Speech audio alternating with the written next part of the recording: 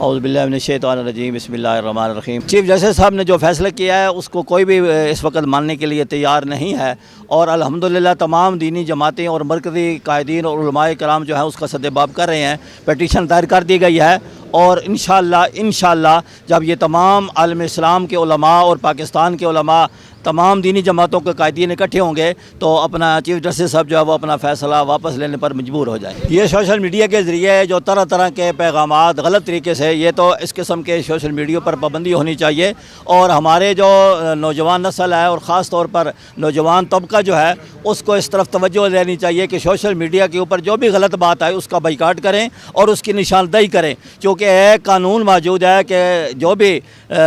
ختم نبوت کے سلسلے میں یا سوشل میڈیا کے ذریعے جو بات بھی سامنے آئے گی اس کا سدباب کیا جائے گا، تو انشاءاللہ اس سلسلے میں تمام علماء اور مشائخ اکٹھے ہیں۔ آج کے یہ ختم نبوت کانفرنس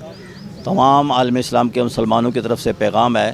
کہ ہم تمام جو ہے وہ ختم نبوت پر عقیدہ رکھتے ہیں، اور حضور نبی علیہ الصلوۃ والسلام کے بعد کوئی نبی نہیں آئے گا۔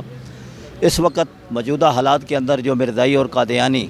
پوری دنیا کے اندر اپنے نیٹ ورک کے ذریعے لوگوں کے دماغوں کو خراب کر رہے ہیں اور غلط قسم کا پیغام دے کر لوگوں کو ورغلا رہے ہیں، تو اس کے سدباب کے لیے آج کا یہ عظیم الشان اجتماع، جس میں پورے پاکستان سے تمام مذہبی